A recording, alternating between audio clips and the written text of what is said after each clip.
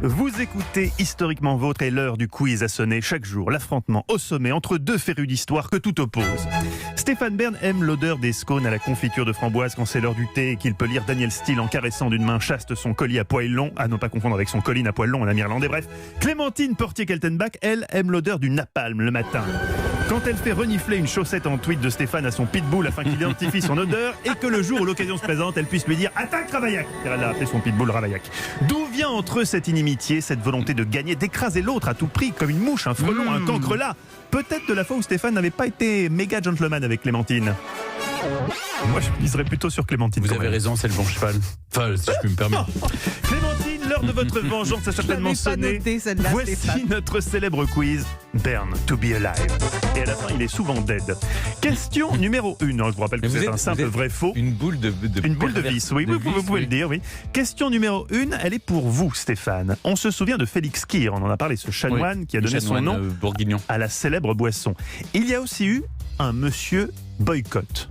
Oui, vrai ou faux? Oui. Ah oui, vous ne réfléchissez même pas. Ça, c'est un cerveau qui mériterait d'être étudié, découpé en fines lamelles pour vérifier. Et la bonne réponse de Stéphane, effectivement, en 1879, un riche... Oh là là, ils sont tellement forts. Un riche propriétaire britannique possède des terres à l'ouest de l'Irlande. Les récoltes sont très mauvaises, les paysans réclament une baisse du loyer qui leur sera refusée. Le capitaine Charles Cunningham Boycott est envoyé pour expulser les mauvais payeurs. La population va refuser de lui parler, de lui vendre des vivres. Le terme boycott est inventé. Question numéro 2 pour vous, Clémentine. 1949, c'est la naissance de Paris Match. Sa célèbre devise, c'était le poids des mots, le choc des photos. Depuis 2008, Hebdomadaire a changé de formule. C'est vrai puisqu'on vous le dit. La nouvelle phrase de Paris Match. Vrai ou faux? Et vous estimez que c'est une question d'histoire? La personne qui prépare ce quiz, en tout cas, estime que c'est une question d'histoire. Je ne vois Paris guère. Match fait partie de l'histoire. Je ne vois guère pourquoi Paris Match aurait changé de slogan quand un slogan est aussi bon, aussi percutant, donc je vais répondre faux. Vous répondez faux, mais c'est une mauvaise réponse. Néanmoins, je ne sais pas si on doit accorder le point parce qu'ils ont changé de slogan. Le slogan, c'est... Vous le connaissez, Stéphane? L'actuel slogan? Oui. Oui. Le... Il allait dire le point. Non. Mais pourquoi changer de slogan? Ce slogan est fantastique. Eh bien oui, et il serait bon que vous le sachiez, Stéphane. Même si Stéphane ne le sait pas.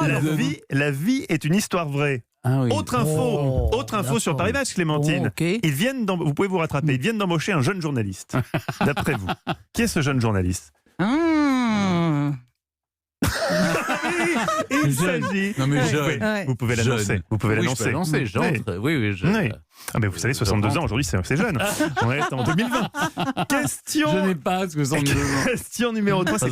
C'est pour vous deux. On va vous départager. Attention ici. Il faut répondre chacun. Dick Williams était champion de tennis américain. Il a gagné l'US Open en 1914 et 1916. Mais quelle était sa particularité?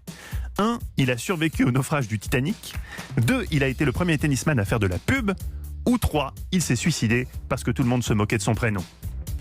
Moi, j'aurais bien vu j'aurais bien vu le Titanic. C'est sympa Titanic où il a fait de la pub. Il va falloir décider. Oh, la pub, c'est pas intéressant. Moi, j'aurais préféré qu'il soit sur le Titanic. Où il a survécu. Oui, mais qui a donné la réponse en premier? C'est Clémentine. Il a survécu. Effectivement, elle avait perdu déjà les points en avant, donc j'ai gagné. Oh là là, mais dis donc, ce qu'il est potage, Stéphane, je découvre ça. C'est que Mathieu Noël me fait passer pour une bille. Ah oui, c'est quand même l'objectif de ce quiz, non? Oui, pour une bille, Stéphane. Mais ça vous intéresse l'histoire de Dick? 1912, il survit au naufrage du Titanic. Un an plus tard, il gagne une Coupe Davis. Il en gagnera 5 autres. Il a été champion olympique en double et remportera 2 US Open. Clémentine, qui remporte ce quiz? Est-ce que c'est Clémentine? C'est Clémentine Portier-Keltenbach qui remporte le quiz. Oui, parce que oui, tout à fait, c'est elle.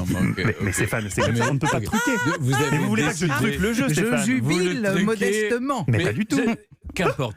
Je décrète qu'elle va gagner tous les quiz parce que j'aime Clémentine. Ah, c'est gentil. Et je m'efface devant son talent. Et Stéphane, c'est bien gentil à vous parce que vous voyez, depuis que je participe à cette émission, j'ai des amis qui m'ont entendu raconter que le mammouth Jarkov avait un clapet anal et je peux vous dire que vraiment, le condor est devenu cacatoès. Alors maintenant, dans les dîners, j'ai l'air de quoi? Vous avez tous l'image en tête? Je vous laisse là-dessus. Europe 1, historiquement vôtre.